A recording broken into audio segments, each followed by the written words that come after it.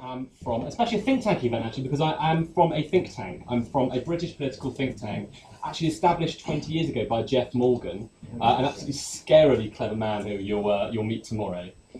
Set up to try and help and do research to inform the kind of British political and public response to serious political and social issues. And I'm here really, I'm kind of shoehorned really into this session, right at the end. I'm here to talk about not only a very successful innovation, but also a very disruptive one. It's disruptive because it's changing the social networks, which completely govern who we are and govern our lives and how we are governed, and that is social media. We set up at Demos a year ago now the Centre for the Analysis of Social Media to think through both how we can use social media to understand people and also to understand how social media is changing that society itself. So with your blessing, I'd like to very, very quickly, in only 10 minutes, kind of at a fair gallop, go through 5 top-level kind of observations about how social media is changing society. So, first of all, the social media revolution. We have lived through a revolution in where and how we live our lives. 1.2 billion of us have now radically, in just a space of a few years, moved our lives onto digital social platforms. The UK actually has a high proportion of social media users than any other country in the world, quickly followed by the United States, China, Russia, Brazil, and Africa is poised for social media to absolutely explode. In the next 2 years, the social media penetration in Africa will look completely different to what it is today. It's at the moment sitting somewhere between 5 and 15%, 30% if you look in North Africa like Morocco, 15% if you look at Egypt, 5% if you look at Ghana. But there's now 400 million mobile phone users in Africa. And with broadband connectivity getting cheaper and cheaper, we're going to see a radically swift uptake in social media on that continent too. And it's important really to understand how this is kind of going to change society and change the way in which we all live. So I want to bring to 5 very quick observations about how it's changed life in the UK and in Western Europe where it kind of first took hold. The first kind of vital, crucial change is in how politics work. It is absolutely revolutionising the day-to-day operation of politics. Social media we see evolving in front of our very eyes is changing from a kind of a forum of debate about music and religion to be an incredibly important space for kind of digital political activism. New groups are springing up, from Beppe Grillo in Italy. You might have heard Beppe Grillo came out of nowhere. You know, he was a comedian, and then a year later he was successfully fighting an electoral battle in Italy. The English Defence League, a party you might have seen has gained some visibility here in the UK, is essentially a Facebook group with a street-based wing. Time and time again, we see new kind of groups, maybe single-issue groups, maybe groups of kind of internationalising their concerns in new ways, spring up new alliances, all now exploding on social media. That's point 1. So new groups, new ways of identifying with these groups. We increasingly see people who are using social media to have different kinds of political identities. They relate to political groups in different ways. In the whole of Western Europe, we've seen formal party membership go down. We've seen electoral turnout go down. We've seen donations to political parties go down. On the other hand, we have seen millions of people adopt this kind of more fluid, more porous relationship with political parties. Now, 1 million people are in some way kind of like or are friends of the English Defence League. You know, this is kind of sits somewhere between formal party membership and this kind of looser kind of affiliation with the group. It doesn't require you to sign up to kind of to kind of take the orders of formal hierarchy. It doesn't require you to pay political dues. What it does do is in some way relate you to a political project in a new way, which we're still trying to seek to understand. Also, the other kind of issue about politics is that it's levelling the playing field in a way which we're seeing powerfully realised. You know, not 2 decades ago, there were monopolies of communication in the press and in politics and in government, which have been absolutely exploded. This is allowing kind of these kind of insurgent grassroots movements to kind of gain audiences and cachets and constituencies like what we've never seen before. And that brings me on to point number 2. So it's not only changing politics, it's also changing beliefs. The gatekeepers which used to sit between us and the information we received have been levelled by this kind of deluge of kind of user-generated content. The kind of anthologist, the book editor, the academic, the newspaper editor, they are no longer sitting between us and the information that we receive. But what has kind of risen up as a kind of new kind of gatekeeper are the social networks that we surround ourselves on in social media. And that is changing the way, the kind of information which we receive and how we form beliefs on the basis of that information. What we're seeing happening are these homophilic networks rising up. You tend to associate with people who are quite similar to you. You tend to also do that on social media. So you surround yourself with what academic calls invisible auto-propaganda. This is that the people that are quite similar to you on social media now heavily mediate the kind of information that you receive. The effect of this is that we now have echo chambers. We have Republicans, we have Democrats, we have conspiracy theorists, all of whom are kind of surrounded by relatively like-minded fellow travellers, which create an information universe of essentially one opinion. And that opinion might not absolutely be the truthful opinion, but within these certain echo chambers, they harden into a kind of like received conventional wisdom. Now, this is kind of like evoking a kind of what we call group extremity shift. It's really powerful, so it's kind of social psychological phenomenon wherein you get 20 Democrats in a room and 20 Republicans, or really of any political hue, and you get them to all talk Democrat politics or Republican politics, they all tend to end up more Democrat or Republican than they were in the first place. Incredibly powerful. We see this becoming more and more and more important online. And one of the most important ways in which it's happening is in conspiracy theories. Actually, Cambridge, I realised the other day, has set up a whole new centre. It's a pretty worthwhile one, studying conspiracy theories. Incredibly important, because we've seen an absolutely blooming of the kind of conspiracist mindset, largely driven by the kind of echo chamber architecture of social media networks. So that's number 2, beliefs. Number 3, academia. We're sitting on the cusp now of the kind of blooming of a whole new academic discipline. So I don't quite know what it's going to be called, so call it social media science. This is based on the insight that in transporting your lives onto these kind of digital commons or kind of digital social platforms, we've now created more information about ourselves than we ever have had in the past. This is the datafication of human life. We have never had the kind of like digital visage of a whole society in motion, arguing, condemning, joking, falling in love, than we've ever had before. This is an incredibly exciting prospect, I think, for the entire humanities.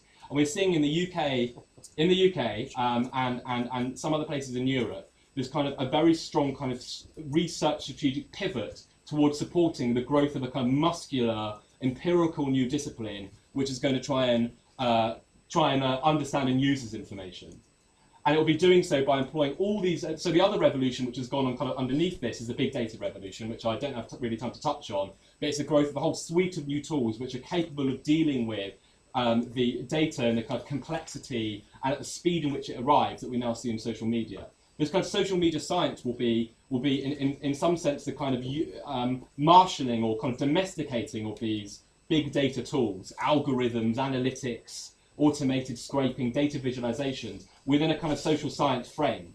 And this will be, I think, an incredibly powerful kind of new empirical effort to try and understand how humanity works. The Economic and Social Research Council, which is one of our kind of main governmental funding bodies here in the UK, is going to announce, really any day now, it should have been already, a major multi-10 million pound support for the growth of this new discipline. And I can really see that having knock-on consequences throughout academia, elsewhere in the world too. They actually initially intended it to be the International Centre for Social Media Research, and then there's kind of the various international collaborators dropped away, so that's the Centre for International Social Media Research. A neat semantic pivot there. So that's academia. So law and order. Social media, as we kind of transport our lives on social media, we transport all parts of our lives, both the good and the bad, the law-abiding and the illegal.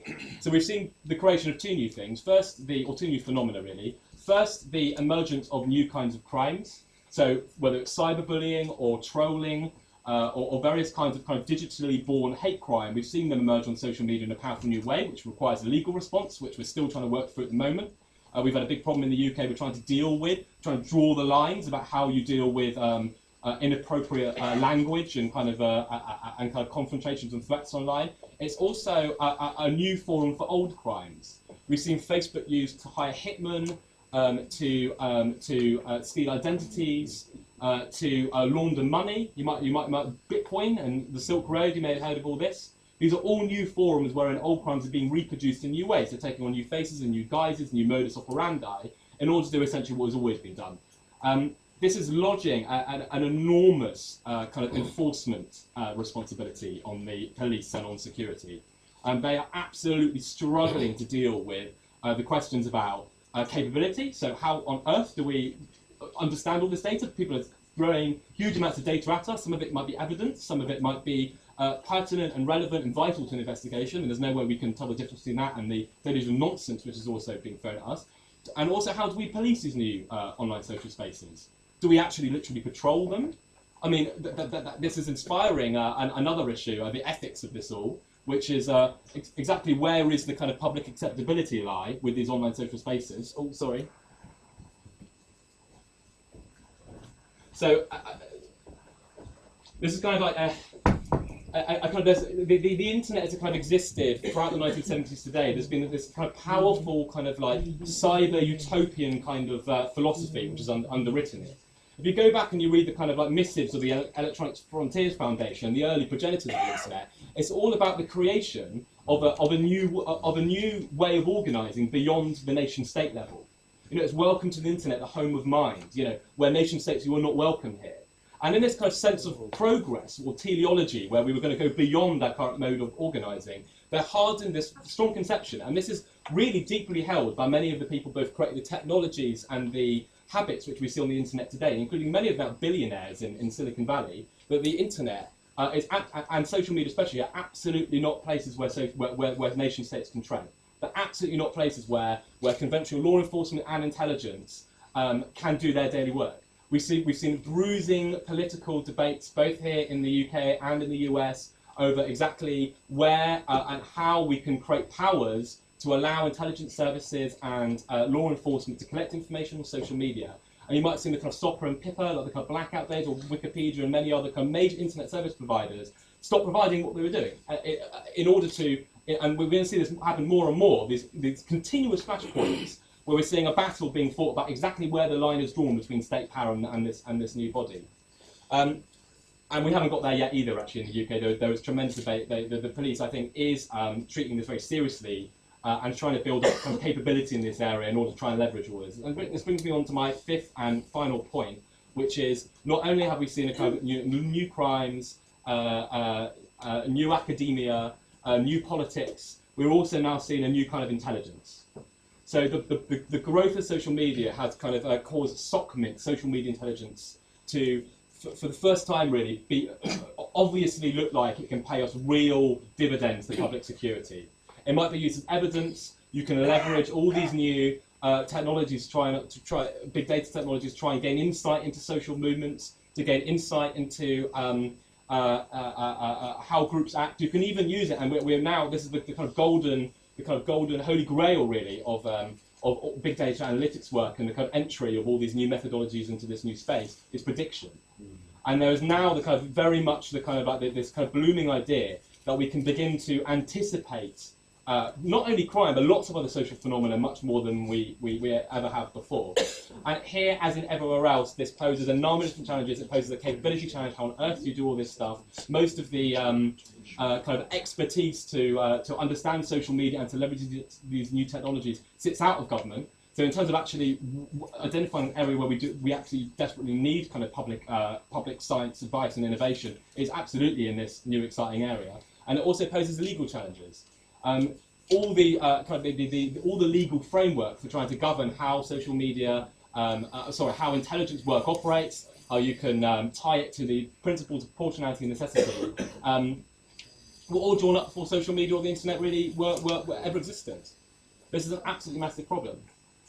So what you're saying is, and I'll get Andrew to probably bring in. We were trying to bring in the issue of cybersecurity, of open data, open access, open everything, but while still collaborating and sharing, while still being safe. Yeah. And the question was, is there a framework that we could use on how to think about it.